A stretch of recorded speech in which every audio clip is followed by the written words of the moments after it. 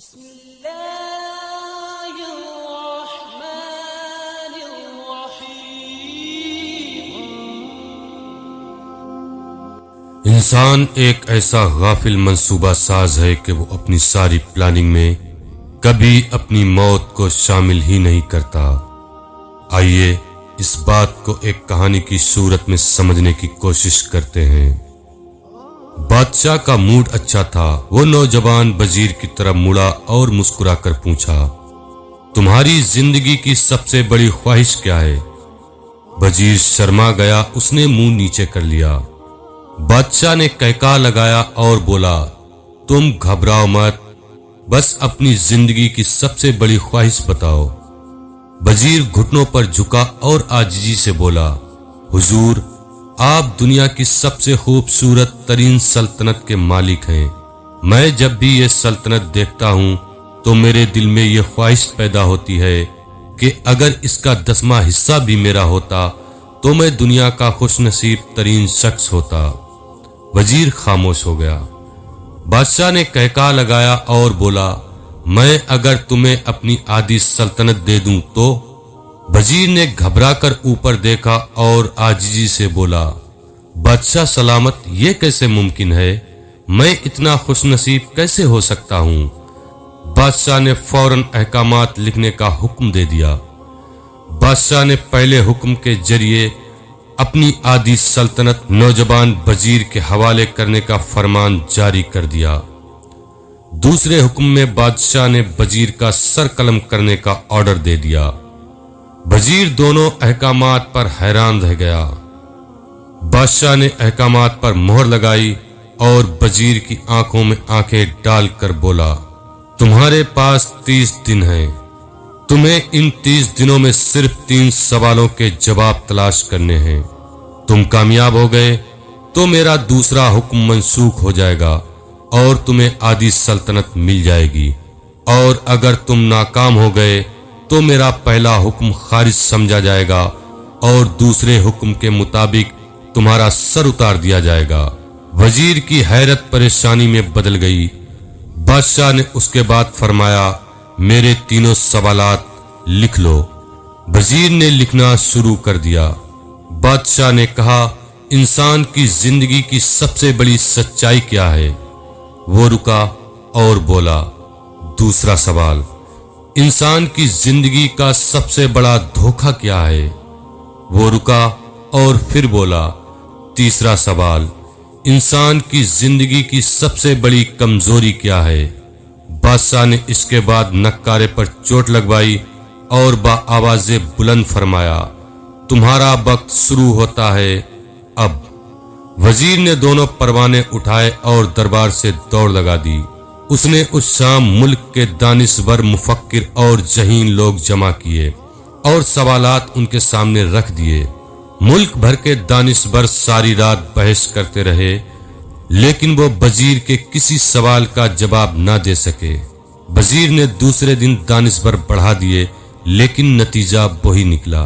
وہ آنے والے دنوں میں لوگ بڑھاتا رہا، مگر اسے کوئی تسلی بخش جواب نہ مل سکا، یہاں تک کہ وہ مایوس ہو کر دارالحکومت سے باہر نکل گیا۔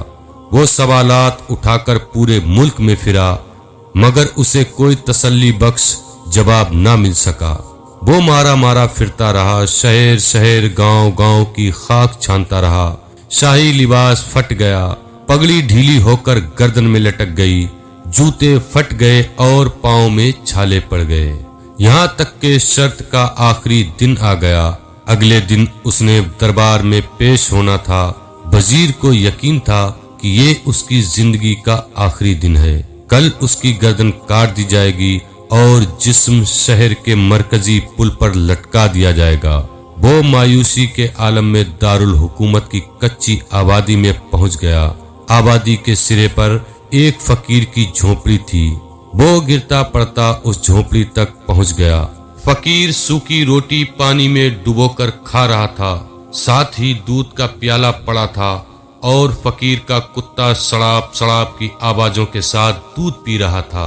فقیر نے وزیر کی حالت دیکھی اور کہکا لگایا اور بولا، جناب اعلیٰ، آپ صحیح جگہ پر پہنچے ہیں، آپ کے تینوں سوالوں کے جواب میرے پاس ہیں۔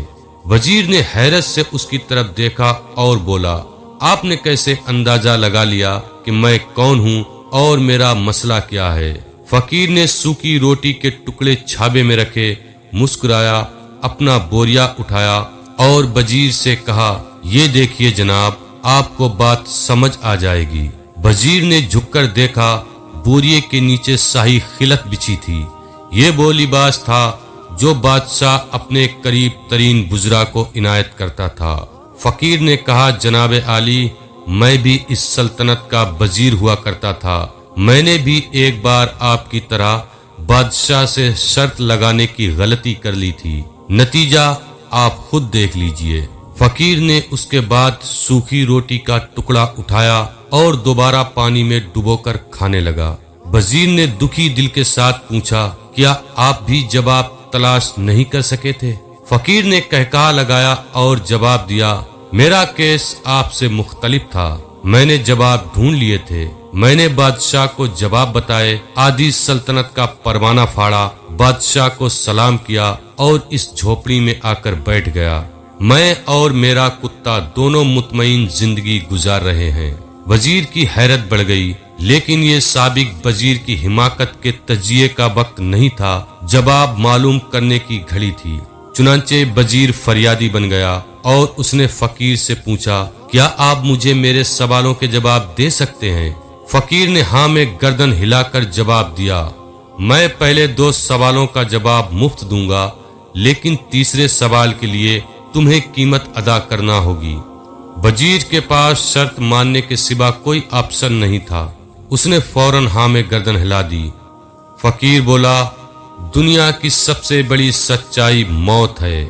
انسان کوئی بھی ہو، کچھ بھی ہو، وہ اس سچائی سے نہیں بچ سکتا۔